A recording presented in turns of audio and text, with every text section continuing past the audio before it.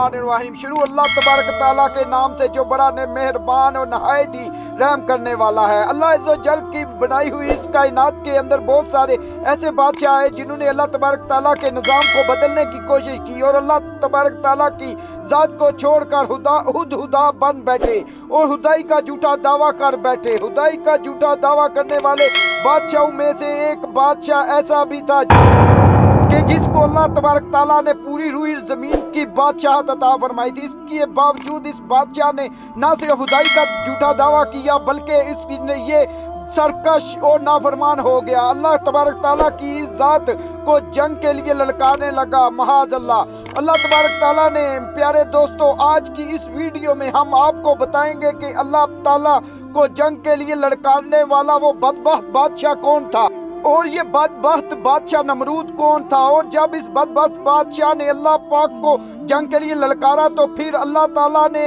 कौन सी हकीर महलूक के जरिए इसके साथ जंग की और इस बदबख्त बादशाह को हलाक कर दिया और पूरी दुनिया के लिए इबरत का निशान बना दिया। प्यारे दोस्तों, कुरान पाक के इस इबरतनाक और ईमान फरोज वाक़े को सुनने के लिए आपसे हमारी ये गुजारिश है कि हमारी इस वीडियो को एंड तक जरूर देखना। प्यारे दोस्तों, इस दुनिया की तारीख में 4 बादशाह ऐसे गुजरे हैं जिनको अल्लाह ने पूरी रूए ज़मीन की हुकूमत अता फरमाई। इनमें से 2 बादशाह मुसलमान थे, 2 मुसलमान नहीं थे। इनमें से एक का नाम हज़रत ज़ुल्करनैन अलैहिस्सलाम और नंबर 2 हज़रत सुलेमान अलैहिस्सलाम है, जिनको अल्लाह ताला ने मनसब और नबूवत पर फाइज फरमाया था। और काफिर बादशाहों में से एक का नाम नमरूद और दूसरे का नाम बख्त नजर था। प्यारे दोस्तों, खुदाई का झूठा दावा करने वाला बादशाह नमरूद शहर बाबल का हाकम था। इस बादशाह का नाम नमरूद बिन कनान बिन कोस बिन साम बिन नूह था।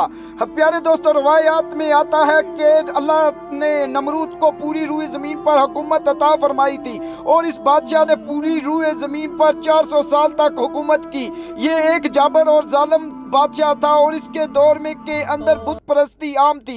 लोग अल्लाह की वहदनियत को छोड़कर बुतों की पूजा किया करते और नमरूद को अपना खुदा मानते और इसकी इबादत किया करते। और नमरूदी दौर के अंदर बुत परस्ती इस कदर आम थी कि तमाम नमरूदियों ने अपनी खुदाओं के तौर पर बहुत सारे बुत बनाए हुए थे जिनकी वो लोग पूजा किया करते थे। इसके साथ साथ नमरूद खुद को भी खुदा कहलवाता और लोगों को अपनी पूजा करने का हुक्म देता। इस कौम की हिदायत के लिए अल्लाह ताला ने अपने प्यारे पैगंबर हजरत इब्राहीम अलैहिस्सलाम को मबूस फरमाया।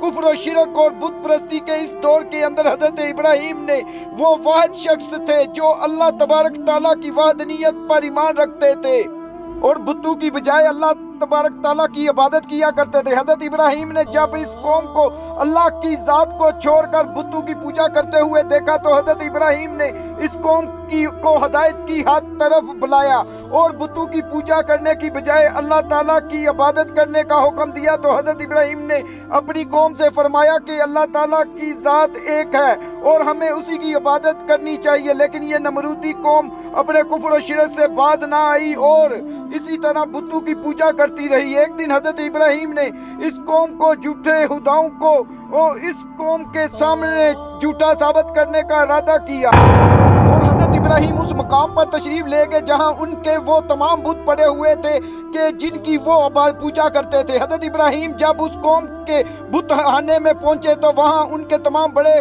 बुत पड़े हुए थे। हजरत इब्राहीम ने उनके तमाम बुतों को तोड़ दिया और तमाम बुतों को तोड़ने का इल्जाम उनके बड़े बुत पर लगा दिया। इसके बाद तमाम नमरूदी अपने बुत खाने वापस आए तो उन्होंने अपने बुतों को टूटा हुआ देखा। नमरूदी कौम उस बात को अच्छी तरह जानती थी कि हमारे अंदर सिर्फ हजरत इब्राहीम ही वो वाहिद शख्स है जो बुतों के खिलाफ बातें करते हैं और बुतों की बजाय अल्लाह की इबादत करने का हुक्म देते हैं। लिहाजा वो समझ गए कि ये काम हजरत इब्राहीम ने किया है। चनाचे वो तमाम नमरूदियों ने हजरत इब्राहीम से बदला लेने के लिए हजरत इब्राहीम को कत्ल करने का मंसूबा बना लिया। चनाचे तमाम नमरूदियों ने नमरूद के दरबार में हाजिर हुए और नमरूद को सारा वाकया सुनाया और नमरूद से हजरत इब्राहीम को सजा देने का कहा। इस तरह नमरूद ने जब ये बात सुनी तो वो आग बगोला हो गया।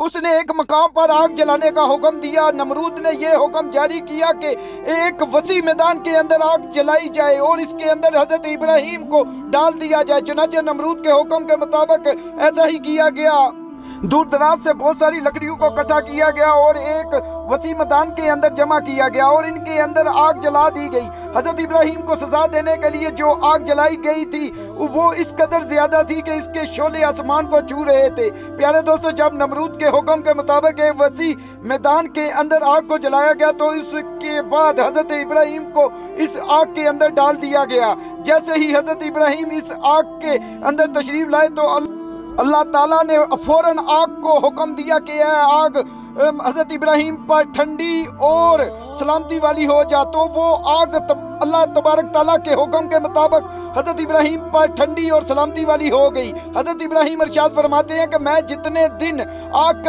में रहा तो इतने दिन मैं अल्लाह तबारक ताला के खास फजल और रहमत में था और जो सुकून अल्लाह ने की तरफ से मुझे आग के अंदर अता किया गया वो इससे पहले कभी नहीं था। प्यारे दोस्तों, कुछ दिनों के बाद हजरत इब्राहिम इस आग से जिंदा बाहर तशरीफ ले आए तो ये मंजर देखकर तमाम नमरूदी हैरान रह गए। लेकिन इसके बावजूद नमरूद और नमरूद की कौम अल्लाह ताला की वहदनियत पर ईमान ना लाई, इस तरह अपनी बुत परस्ती के अंदर मुब्तला रही। लेकिन इसके बावजूद हजरत इब्राहिम अपने अहद से पीछे ना हटे और मसलसल अपनी कौम को हक की दावत देते रहे। हजरत इब्राहिम ने नमरूद को बारहा दफा समझाया और अपने कुफ्र और शिरक से बाज आने और अल्लाह पाक की वहदनियत पर ईमान लाने का कहा। हजरत इब्राहिम की ये बात सुनकर नमरूद अल्लाह की वहदनियत का इनकार करने लगा और हजरत इब्राहिम से मुनाजरा करने लगा और हजरत इब्राहिम के सामने नमरूद ने खुदाई का दावा कर दिया। नमरूद ने हजरत इब्राहिम से मुनाजरा करते हुए ये सवाल किया कि तेरा रब कौन है?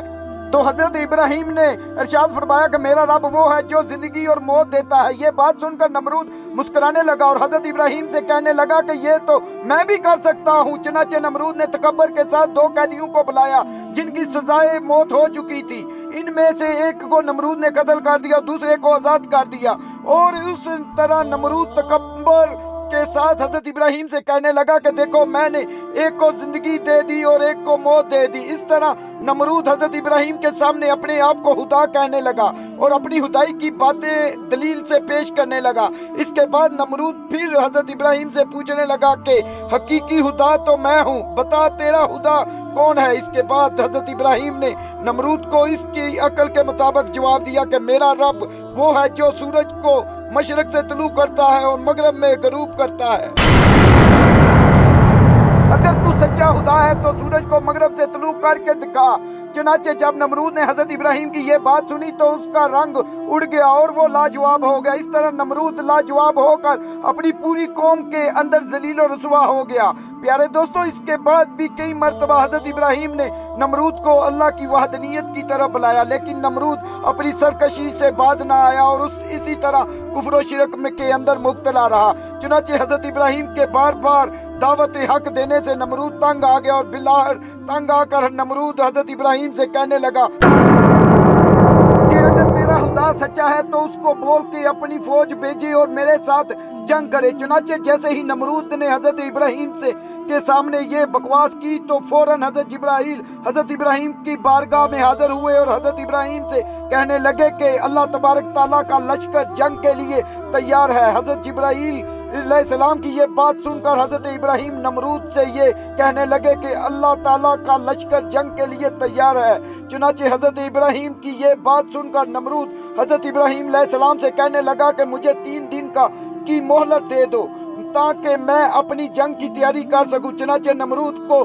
3 दिन की मोहलत दे दी गई। प्यारे दोस्तों, चूंकि नमरूद की हुकूमत पूरी दुनिया पर थी, इन 3 दिनों के दौरान नमरूद ने पूरी दुनिया के बड़े बड़े जंगजुओं को इकट्ठा किया और बहुत सारे हथियारों को जंग के लिए तैयार किया। और इसी तरह जब नमरूद ने 3 दिन के अंदर अंदर अपनी तैयारियां मुकम्मल कर ली, इसके बाद नमरूद हजरत इब्राहिम को तकब्बर के साथ ललकार कर कहने लगा कि हमारी फौज जंग के लिए तैयार है, अपने रब से कहो कि अपनी फौज को भेजे, हमारे साथ जंग करे। नमरूद की ये बात सुनकर हजरत इब्राहिम ने अल्लाह तबारक ताला की बारगाह में दुआ की तो अल्लाह पाक ने मच्छरों की एक फौज को भेजा। इन मच्छरों की तादाद इस कदर ज्यादा थी कि वो मच्छर पूरे आसमान पर फैल गए। अल्लाह तबारक ताला ने इन मच्छरों को नमरूदी फौज पर मसलत कर दिया और ये मच्छर अल्लाह तबारक ताला के हुक्म से देखते ही देखते नमरूद की पूरी फौज का गोश्त खा गए और उनका खून पी गए।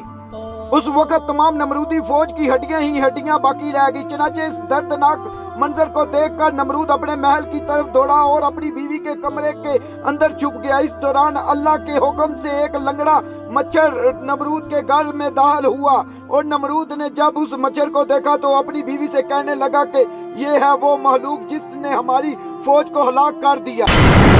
चनाचे इस गुफ्तगू के दौरान वो लंगड़ा मच्छर अल्लाह तबारक तआला के हुक्म से नमरूद की नाक में दाखिल हो गया और वो लंगड़ा मच्छर नमरूद के दिमाग को चाटने लगा। जब वो मच्छर नमरूद के दिमाग को चाटता तो इससे नमरूद को इस कदर तकलीफ होती कि नमरूद अपने सर को दीवारों पर मारने लगा। इस तरह अल्लाह के हुक्म से वो लंगड़ा मच्छर नमरूद के दिमाग में कई दिनों तक रहा। उस वक्त नमरूद ने अपने महल के अंदर ये हुक्म जारी किया कि जो भी मेरे महल के अंदर दाखिल हो वो पहले नमरूद के सर पर जूते मारे।